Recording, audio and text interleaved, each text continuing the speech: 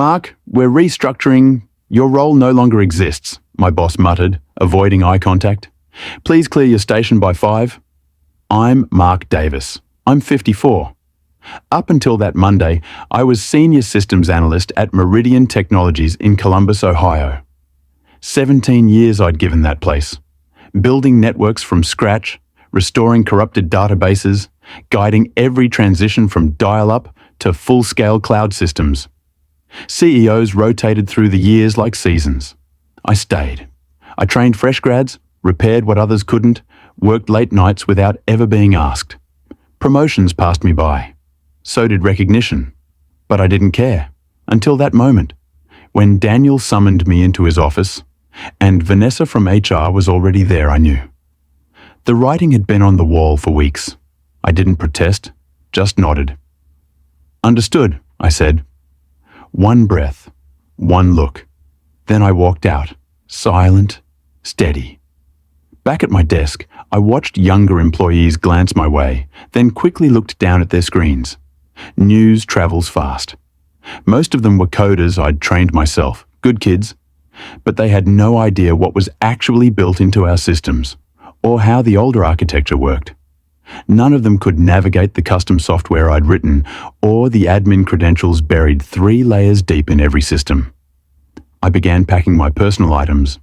Methodically family photo coffee mug, my son made in high school, the small cactus that somehow survived 17 years under fluorescent lighting. Bethany from marketing stopped by, her face tight with concern. "Jake, I just heard, this is ridiculous, you practically built this place." I shrugged. "Companies change direction, but without any warning. After everything you've done," her voice was rising. Drawing attention, "It's fine," I said quietly. Really, it wasn't fine, but I wasn't going to make a scene. As I was leaving, Daniel stepped out of his office to watch me go. No goodbye, no handshake, just surveillance to make sure I actually left. What none of them had bothered to pay attention to over the years was that I had become the most critical person in the entire building. Not because I was exceptional, but because I was thorough. I documented everything. Set up secure audit protocols years ago to track unauthorized access by request of the legal team during a past scandal. I also had copies in my car. I sat for a moment looking back at the 12-story building where I'd spent most of my adult life.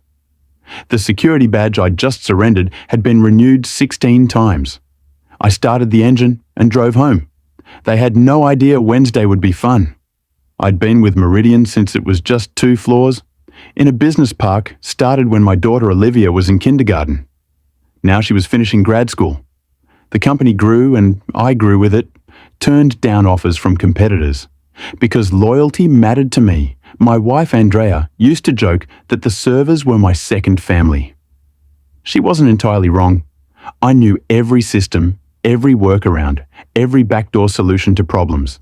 The executives didn't even know existed. The infrastructure I'd built had survived 3 acquisitions and countless innovations that management embraced, then abandoned. Months later, Daniel became my boss.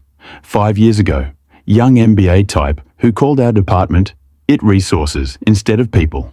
He had ideas about streamlining efficiency, digital transformation, buzzwords that usually meant doing more with less. At first, I tried to help him understand our systems, the complexity buried under years of growth and adaptation. "We need to future-proof," he'd say in meetings, looking right past me. 6 months ago, he brought in a consultant named Jason Phillips, expensive suit firm handshake, Stanford degree displayed prominently on his LinkedIn profile. They'd huddle in conference rooms, speaking quietly whenever I walked by. 3 months ago, I noticed my access permissions being quietly modified. Nothing obvious, just small changes to administrative controls. I could have protested, but instead, I watched documented, "You seem distracted lately," Andrea said one night as we sat on the porch. "Is everything okay at work?" I nodded, sipping my beer. Just changes nothing I haven't seen before. But these changes felt different. I was being sidelined in meetings. Emails about system upgrades stopped. Including me, younger team members were assigned to projects I would normally handle. Then I founded a company-wide memo about modernization initiatives that had never been shared with me. It outlined a complete restructuring of the IT department under new leadership. Jason Phillips, my position wasn't even on the organizational chart. That same day, I discovered something else while running a routine security scan. One of those background tasks no one else bothered with anymore.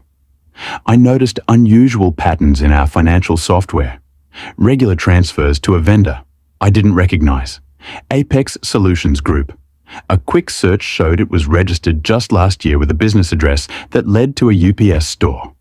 The authorized payments had started small, but were growing each month. I didn't say anything, just noted it, copied the records, and continued watching. Sometimes the quiet man in the corner sees everything precisely because everyone thinks he sees nothing. The morning after I was let go, I sat in my home office, staring at my personal laptop. No alarm had woken me. No commute, waited just silence and the weight of what had happened. Andrea brought me coffee, placing it beside me without a word. After 19 years of marriage, she knew when I needed space. "I'm going to the store," she said, eventually. "Need anything?" I shook my head. After she left, I unlocked the bottom drawer of my desk and pulled out a flash drive. One of several I kept. Secure company policies strictly prohibited removing data. But years ago, when the legal team needed an audit system for tracking potential insider threats, I'd been clear about needing off-site backups. They'd signed off on it, then promptly forgotten. I plugged it in and began reviewing the files. Internal emails, meeting minutes. I shouldn't have had access to financial records that normal employees would never see there. It was a full history of payments to Apex Solutions Group, nearly $1.8 million over 18 months. The approval chain led directly to our CFO, Brian Wilcox. I dug deep across, referencing dates and figures until the pattern emerged. The payments aligned perfectly with a series of software license renewals for systems we used company-wide. But the amounts were inflated, sometimes by 15%, sometimes by 20%, small enough not to raise immediate flags, large enough to add up. I pulled up the business registration for Apex Solutions Group. The listed owner was Thomas Wilcox. A quick social media search confirmed what I suspected. Brian's brother-in-law, they were siphoning company funds through fake markup on legitimate expenses. I leaned back in my chair, feeling something shift inside me. Not anger exactly, something colder, more focused. For 17 years, I'd solved problems, fixed systems, protected data. I'd been the reliable one, the steady presence who never caused waves, and they discarded me like outdated hardware. My phone buzzed with a text from Stephen, a junior analyst I'd mentored over the past 2 years. "Sorry about yesterday. Total BS what they did. Phillips is already moving into your old office." I set the phone down without responding. "The pieces all fit now. Daniel and the CFO needed me gone before anyone could connect the dots on their scheme. They probably thought the evidence would disappear with me, that I was just some aging tech guy who didn't understand modern finance." I opened my email and began drafting a message to the board of directors, then stopped finger hovering over the send button. Too direct, too easy to dismiss as the bitter accusations of a fired employee. I needed leverage, precision, a way to expose the fraud that couldn't be ignored or covered up. I deleted the draft and started making plans. Tomorrow was Wednesday, board meeting day. Quarterly financials would be presented. Bonuses would be approved. Perfect timing. I closed the laptop and walked to the living room window, looking out at the neighborhood where we'd raised our kids and built our life. For the first time since yesterday, I smiled. Wednesday morning, I sat in my car across the street from Meridian's headquarters, watching employees stream through the revolving doors in the passenger seat. Was my laptop logged into an email account I'd created years ago for security testing, one that appeared to come from an internal company domain, but wasn't tracked in the main directory at exactly 9:15 a.m.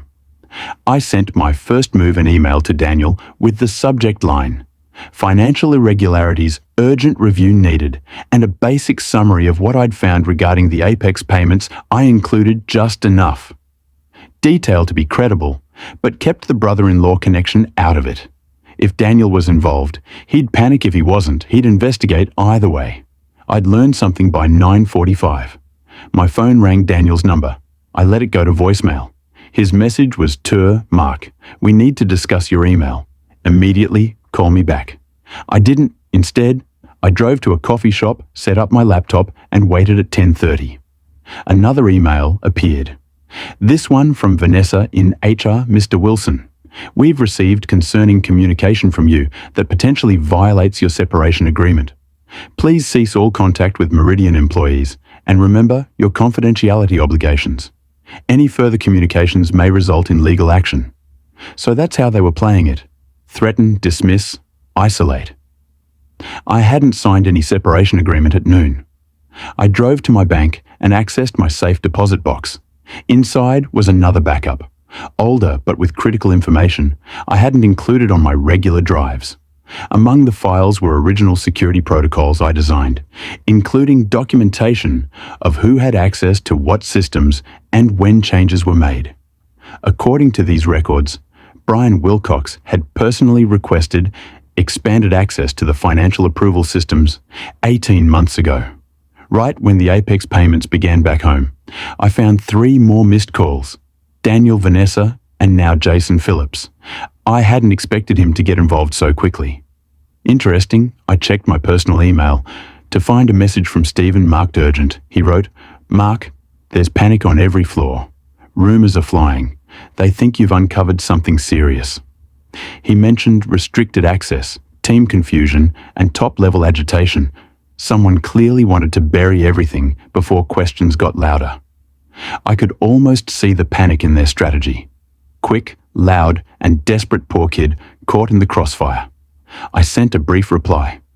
Don't get involved. Stephen, just watch at 3 p.m. My home phone rang a number I hadn't used for business in years. I picked up but said nothing. Jake, it's Brian Wilcox. His voice was steady, controlled. We should talk about your concerns. I think there's been a misunderstanding. Is that what you call it? I asked. Look, transition periods are always difficult if you have any doubts. I'm happy to walk you through the spreadsheets, he said, trying to sound calm. We're just realigning assets and making some strategic shifts. His voice was too smooth, too rehearsed. Like he'd practiced this call, he kept going. But I could hear the strain under the surface. Sorry, I'm busy tomorrow, I said. Besides, I think the board might actually be very interested in Apex Solutions Group and your brother-in-law. The sharp intake of breath told me everything. You're making a serious mistake, he said. Finally, we can make this right. Generous severance references, whatever you need. Goodbye, Brian, I said, and hung up. Within 10 minutes, Vanessa emailed again. Suddenly, my severance package had doubled with an attached agreement requiring my complete confidentiality regarding all company matters. They were scrambling now, but they still thought they were dealing with a simple extortion attempt. They had no idea what was coming. Thursday morning brought clarity and confirmation. I'd spent the night combing through years of data connecting dots I'd previously overlooked. The Apex scheme wasn't Brian's first creative accounting project. 3 years ago, shortly after he became CFO, another pattern emerged: consulting fees to a firm called Lakeside Business Solutions.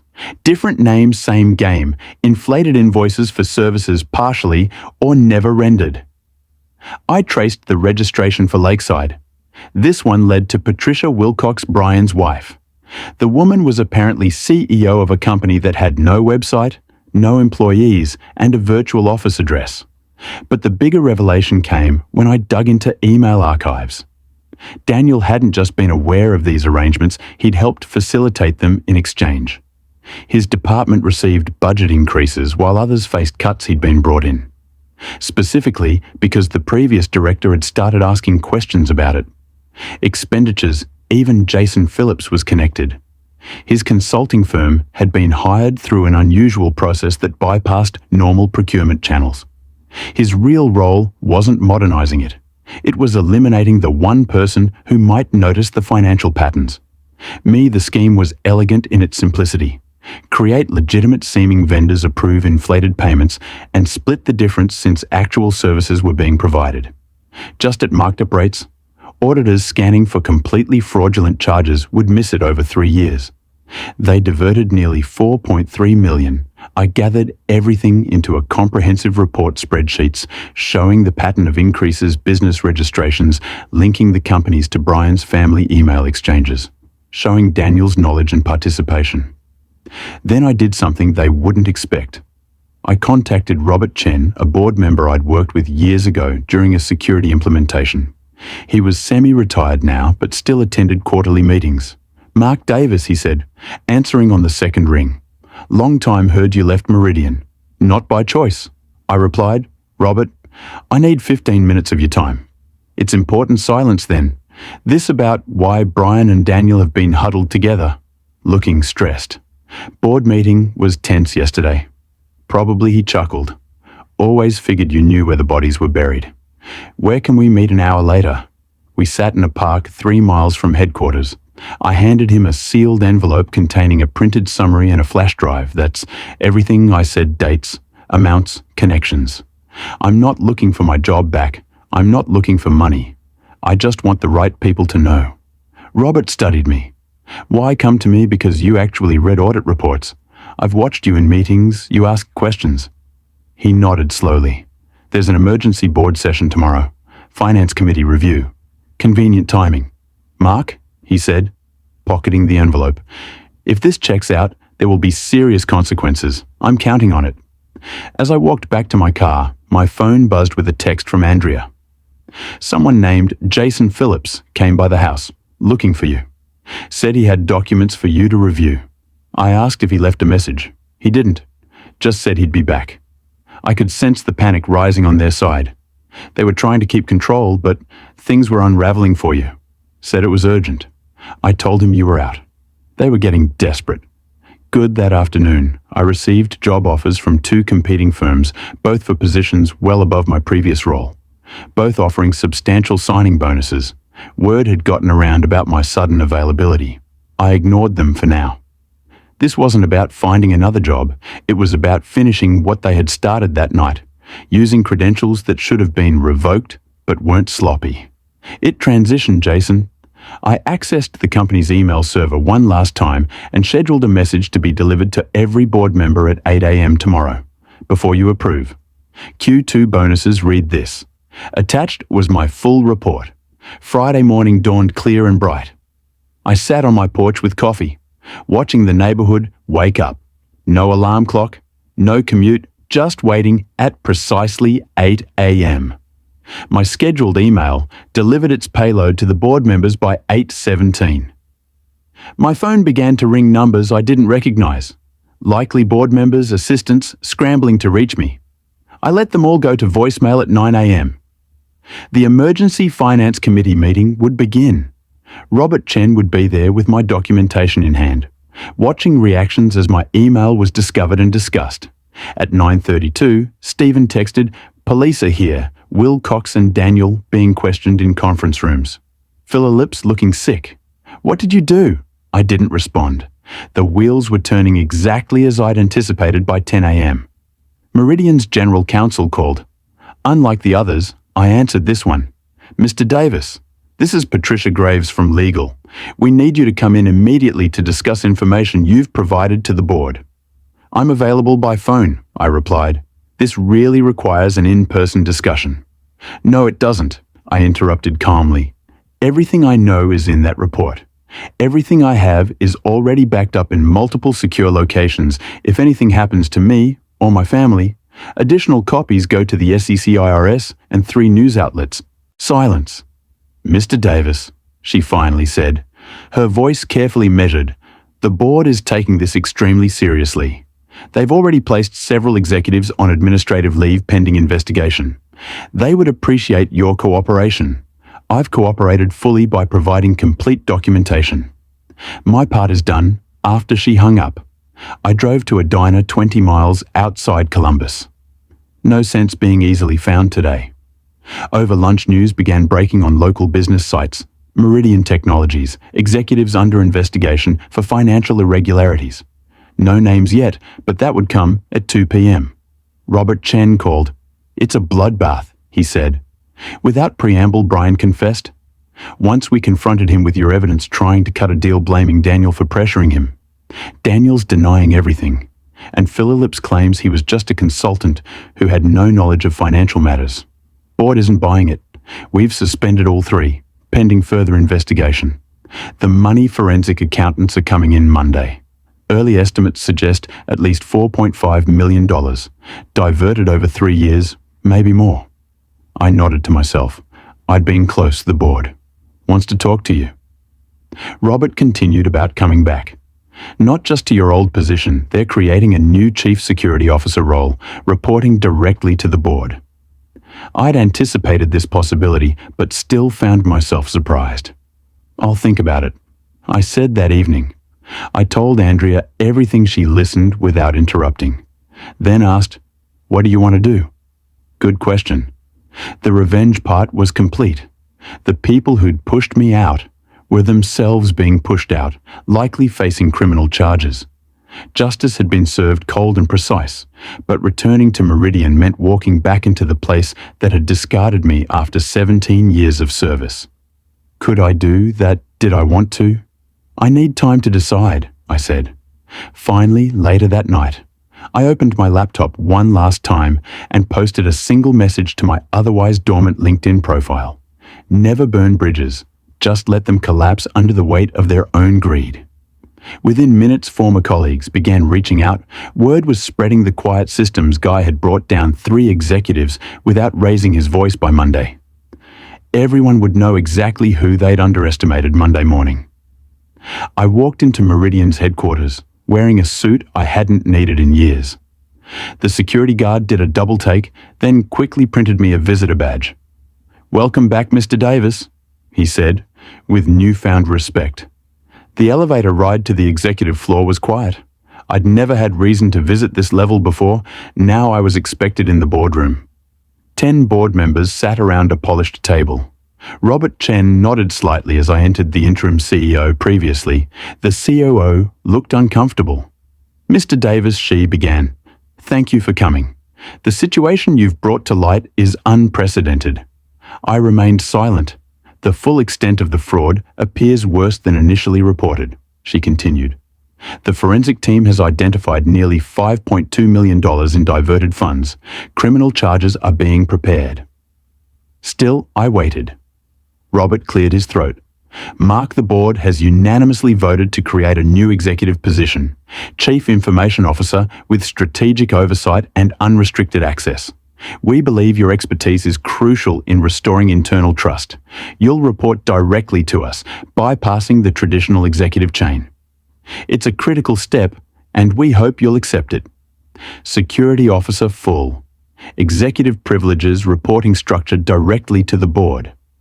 We'd like to offer you the role." I set my folder on the table inside. "You'll find my conditions," I said, "non-negotiable." The CEO opened it, scanning quickly. Her eyebrows rose. Full audit authority across all departments. Independent budget. Veto power on financial technology decisions. I nodded. "Once this is unusual," she said. "So was embezzling $5.2 million. I replied, "That happened because no one was watching now. Someone will be." The room fell silent. "You have until noon," I said, standing. "I have other offers." As I turned to leave, Robert asked, "Did you plan this all along, Mark?" I paused at the door. I didn't plan to be fired after 17 years. Everything after that was just me, doing what I've always done, identifying system vulnerabilities and implementing appropriate security measures at 11:47. They called, they'd accepted every condition. 6 months later, I sat in my new corner office reviewing security protocols for the upcoming quarter. The view overlooked the Columbus skyline, a daily reminder of how much had changed. Brian Wilcox had pleaded guilty to multiple fraud charges in exchange for cooperation. He'd receive a reduced sentence, still significant. Daniel was fighting the charges, insisting he was unaware of the scheme despite the evidence. Jason Phillips had fled to Brazil but was being extradited. The money had been recovered, most of it anyway. Enough that the company avoided serious financial damage. My former team now reported to me, though I'd promoted Stephen to run day-to-day operations. The kid had potential, just needed someone to see it. A knock at my door drew my attention.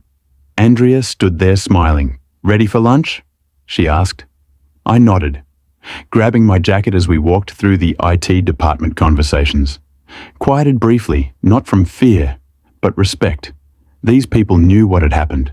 They'd watched the fallout and the rebuilding. They knew who had stood firm when things broke apart. As we stepped outside, the breeze carried the scent of fallen leaves. Andrea looped her arm through mine and smiled again. "So what's next?" she asked. I looked ahead, across the street, where the old building still stood, the one where it had all begun. "Maybe," I said, "it's time to build something new from scratch." She laughed. "Starting over?" "Not over," I replied, "just forward." The past had taught me enough, and this time I wasn't walking alone.